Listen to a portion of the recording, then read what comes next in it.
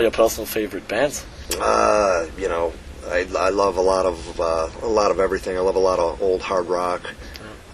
So, you know, I mean, of course, you know, it's a tough question because you're depending on what you're talking about. But obviously, my all-time favorite band would be Slayer. Then the band that, you know, it's like cliche, but, you know, when you grew up and when we did, and Slayer was such an integral part of, you know, what was going on, you know, they're a phenomenal band, and we were fortunate enough to tour with them in the States over the summer this couple months ago, and be able to play with them and meet them and see them play every night was just amazing. So that would probably be my all-time favorite band, of course, you know, but... There's, like I said, I like a lot of hard rock these days. I listen to a lot of older bands like Steppenwolf and the James Gang, and, you know, a band called Sir Lord Baltimore. You know, so I'm into a lot of that kind of stuff these days. Okay, cool. What's your impression of the German fans and the German metal scene? Oh, it's great. I mean, it's probably unlike any other scene in the world. I mean, where you can have just a mix of different kinds of metal and people are into all of it, you know, in Germany, you know. You really don't see it that way in a lot of different countries, you know. So metal's, you know, Germany's metal, that's for sure, you know. Okay. And, you know, we've always known that, always have seen that, and, you know, so it's great that so many kinds of metal can thrive kind of simultaneously over here in Germany, where it doesn't seem like it works in a lot of different countries that way. So yeah, we you know, we're really into the German metal scene, that's for sure. Now we're already at the last question, but maybe it's a tough one. All over the world there are more and more killing sprees, and especially here in Germany, with the school massacres and thing. The politicians, they always say the reason for these killing sprees or whatever are violent media like music, films or games.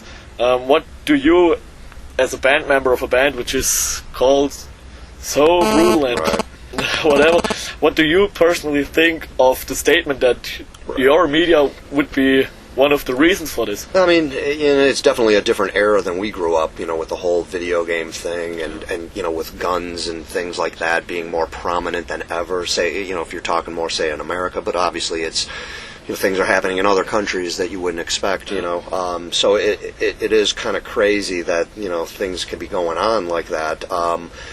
I mean, you know, you talk to anybody, it comes down to upbringing, I think, you know. It comes down to family values. It comes down to how you were raised as a person, I believe. Yeah. And if you were raised the right way and you're doing these things, then something's wrong with you. Then you have something wrong in your head and, you know, you have problems. It's tough. Like I said, I didn't grow up in this era of video games now where, you know, they're so realistic and there's so many kids getting, you know, I mean, so addicted to it. That's all they do. So maybe that could have some impact. I don't know. I mean, you would hope it wouldn't because, you know, they're just video games, but they're different video games, like I said, than I grew up with, you know. So it's hard for me to answer that, but I really truly believe, you know, if you're brought up properly, you know, with values and all that, you're going to be generally probably a good person, and you're not going to go out and you know, go walking into a school or a mall killing all these people, you know, kind of a thing. You know, so, you know, it sucks that, you know, the people are always going to try to blame something other than that, I guess, you know.